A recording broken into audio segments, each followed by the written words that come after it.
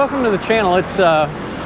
It's Wednesday and it's about 5 o'clock, and I figured I'd come up and walk around the city a little bit and take you for a little stroll down Loy Khro. I don't get down there very often, and poor old Jaco, he's Chiang Mai Thai video, he's tied up with a bad hip, so I figured I'd fill in for him and just take a little stroll down. It's a beautiful day out, a lot of people out too. I'll turn the camera around so you can see where we're at.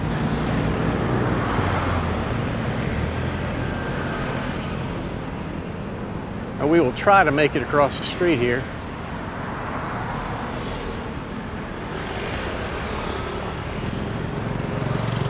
If it's at all possible. Yeah, it looks like I got a break right now. That worked out good. Ah, Baba Bobo's open. Quite a few bars will be open now.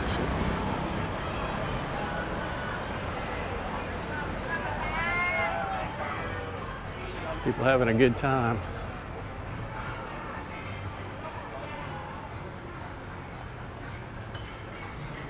But the crowds haven't started rolling out of the hotels yet, so there won't be many people in the bars. The lady making probably sumtum or something. Little kitty. Hello. Hello. Welcome. Now, I have not ate here, but they say the food is really good in there.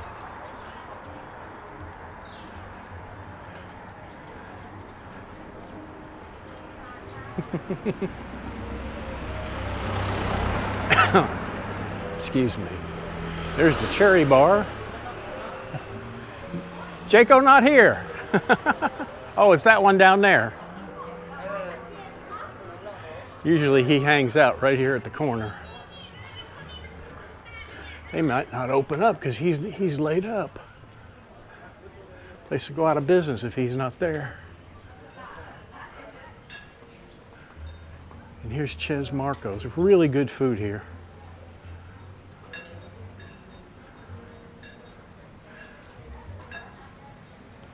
I've eaten in here a couple times. It's really, really good. And then you got Rock Me Burger over here. I think I'm going to get in the middle of the street. Not much going on up here right now. One of the things that I was going to tell you all about. Now, the people that live here, I know they'll know about it because it was big news. But back when they had the massacre, which was just devastated the whole country, everybody in it. Some reporters from CNN flew in from Hong Kong, and they were both Australian. And somehow when they got over there, there's that building I showed you the front of. It's really nice. It's a cool place. But here's a tattoo cafe. Looks like got a bar too. Coffee, whole 9 yards. But they got inside the crime scene, and I didn't see it. I heard about it, but from what I understand, they were broadcasting from inside the crime scene. Hello.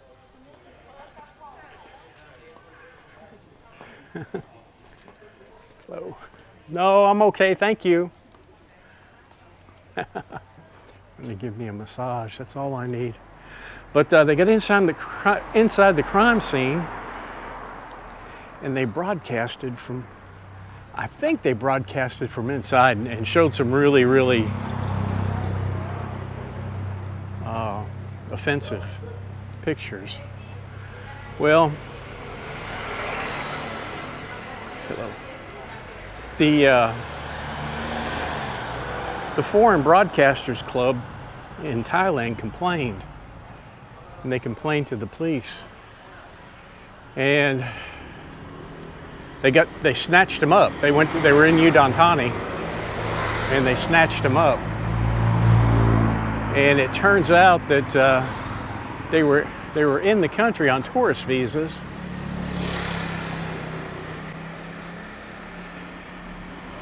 And they were working, so they got him for that.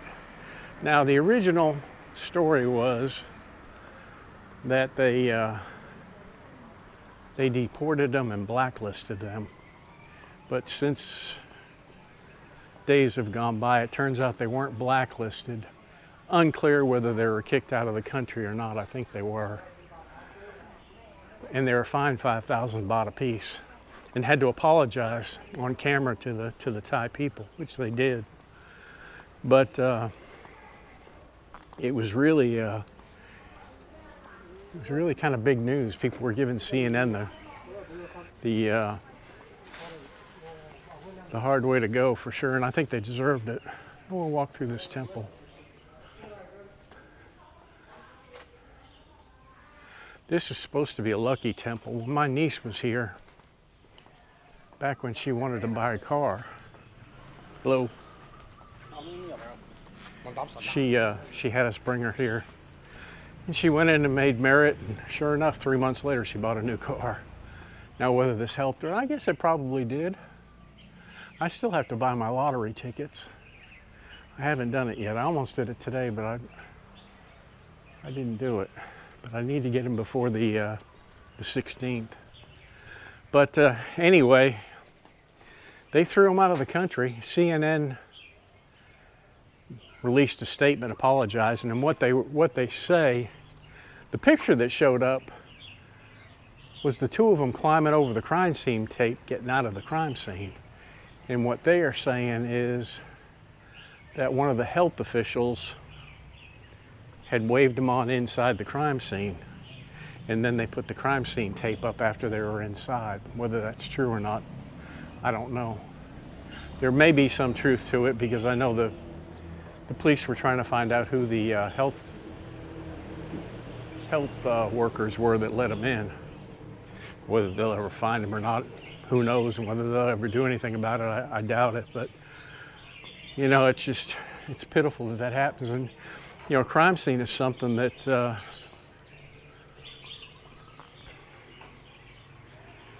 know, you only get it once. I am mistaken. This is not the temple that she walked in. She walked in the one that's just south of here. Wrong temple. The lucky one's on the other side. This one right here. All the ladies out there doing their exercises. But what we may do is walk around the front, walk through that temple, and then come back this road. This guy's got a little sewing shop here, but to me, you know, I've had a lot of crime scenes, and we had strict rules on who came in and who didn't. And hello. And you'd always have people coming around gawking and wanting to get inside. And some of them would have rank and some of them wouldn't. And we basically came up with devised a plan to keep them out. And that was, if you came inside the crime scene, you didn't leave until the crime scene was finished. And you had to sign in and date and time it, and you're subject to being subpoenaed to court. And that stopped a lot of it, an awful lot of it. There's the curve. Monks out here sweeping up. Don't want to get in their way, that's for sure.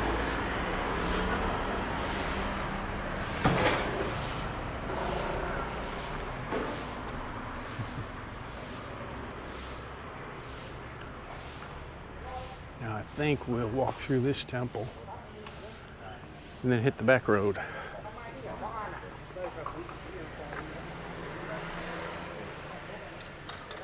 Get by it.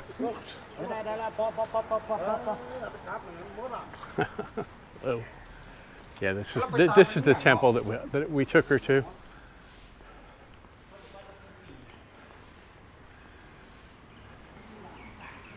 It's really pretty.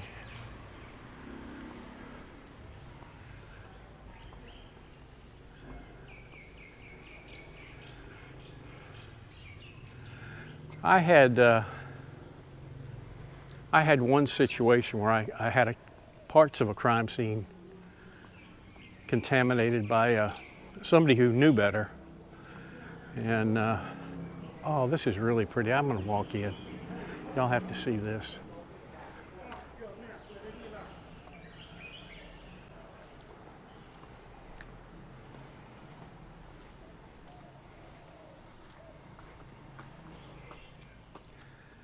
My shoes off. This is really, really pretty. I have been in here before, but I don't remember it that well. I've been in so many of these that it's hard to remember them all.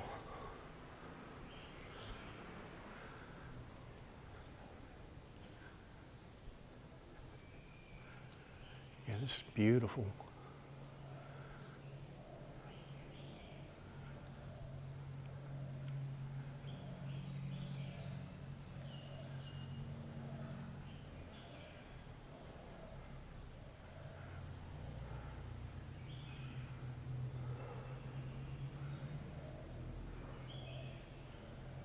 So peaceful. And you get the artwork on the walls. Well, let's get out of here.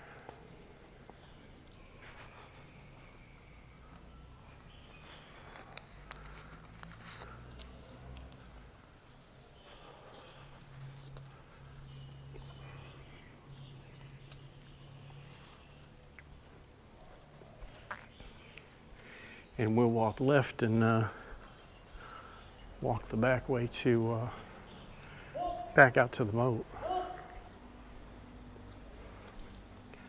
But anyway, going back to my story, this was probably, I'm thinking probably 2001. And one of our judicial officers had a wife that was a little bit on the loony side, and he came home from work one day and just took his gun belt off and went to bed with his gun next to the bed. And after he went to sleep, she got the gun out and she emptied it into the back of his head and left the gun there and took off. She jumped in a car and headed to Florida. We picked her up the next day. But what happened was there was there was a little bit of a myth between the DA's office and my sheriff, because the DA's office, because it was one of our officers, they wanted the Tennessee Bureau of Investigation to come and investigate it. And personally, I didn't have a problem with it. I mean, it was kind of cut and dry, but my sheriff stepped in. He said, no, he said, if I was laying somewhere dead, there would be one group of people that I'd want to investigate it. And it's the 10 people standing right here, and they're going to do it. And so what the district attorney's office did, they have a investigator that works for them, and they kind of shadowed us in what we were doing. And the particular investigator was a female, and I worked with her for quite a while, and I knew her quite well. And I walked into the trailer. I walked through the trailer about 3 or 4 times. His body was laying in the front bedroom, and then you had a living room, and then you had a kind of it was a mobile home, and you had a kitchen, and then you had a bathroom off to the left, and then another bedroom in the back. And he was laying in the front bedroom. So I walked back in, and I went by the bathroom door, and it was closed. And I thought, now I know that bathroom door was open the last time I walked through there. you know, what's it doing closed? Because you don't touch anything, you don't move anything, you don't change anything in a crime scene. You leave it just the way you find it. And I thought, you know, some idiot has closed that door, and that means we're going to have to get it open somehow without messing with the doorknob. So I'm sitting there for a while. I hear noises inside the bathroom. So I knock on the door. And she goes, "Who is it?" And I told her who it was. She knew who it was. And she goes, "Oh, I'm just using the bathroom. I'll just be a minute." And I just I got blistered. I mean, I was just really, really hot. And I heard the toilet flush. So anything that had been in the toilet was gone. You know, it was basically worthless. And you know, in a homicide like that, you never know what's important until it's over. And sometimes it's over and you still don't know what was important. So you don't mess with anything. And my guys, they were walking 200 yards, you know, to go to the bathroom, because we were there for about 6-7 hours. They were walking to the gas station down the street. And I looked at her and I said, "God almighty, don't ever do that again." And she just kind of rolled her eyes back and, you know, just kind of tilted her head down a little bit, because you don't contaminate a crime scene. You know, perfect example. You know, the O.J. Simpson case, it was horrible. Hello. Oh, I could buy a lottery ticket right here. Yeah. Let me see. Which one am I going to pick out? Yeah, I just want one. Let me see. 62, 08, 21, 04, 733, 62. Let me get that one right there. Oh, 08, yeah. Be my lucky day. There you go. Thank you. Maybe I'll win. All right, there you go, guys. There's my number. We'll see how I turn out in the 16th when they do the drawing. Now we are going to go up here, keep going straight. Here's the On Tape Hotel. But the other issue I had one time, and we had a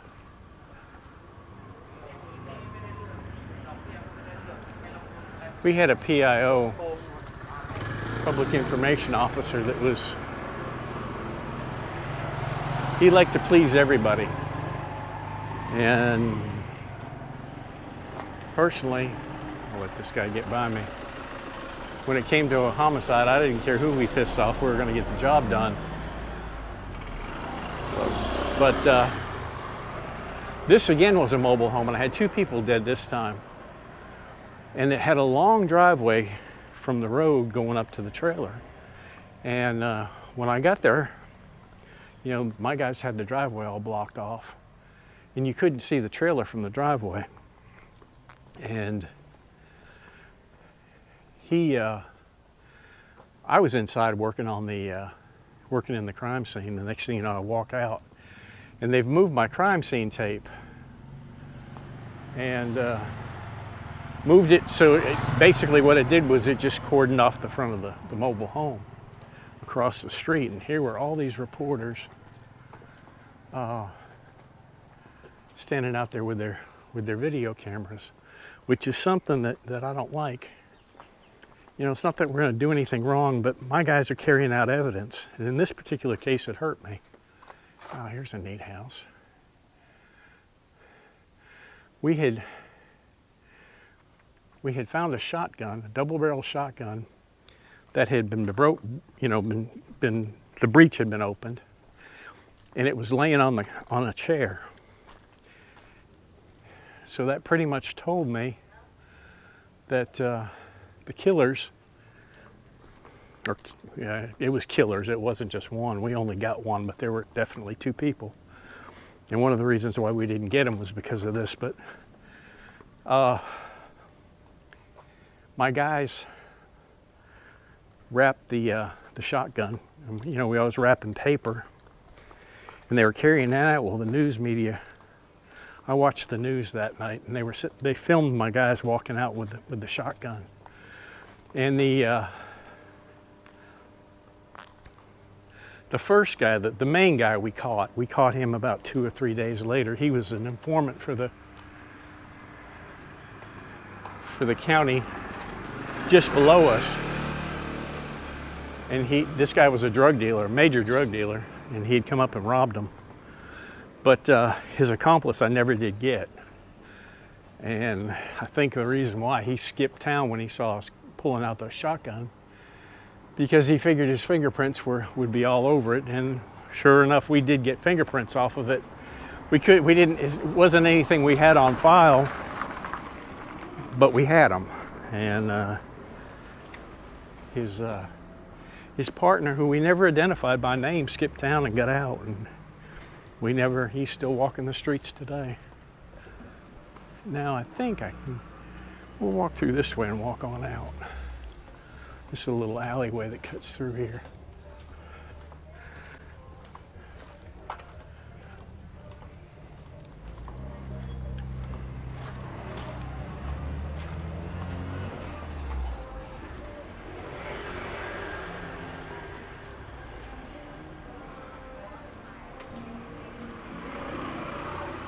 Yeah, we're right back out on Loy Khro again. Turn right and head back to the car. Oh, yeah, good. Those are good. Hello. Hello, how are you? Good. Kebabs, yeah. I don't have any money. I just bought a lottery ticket. I have no money on me now, I don't think. Nope, none. Next time. Okay. But I'll tell all my subscribers to come here and buy from you. 40 baht. Yeah, that's good. Thank you. Bye-bye. Yeah, I don't generally carry much money with me when I'm out.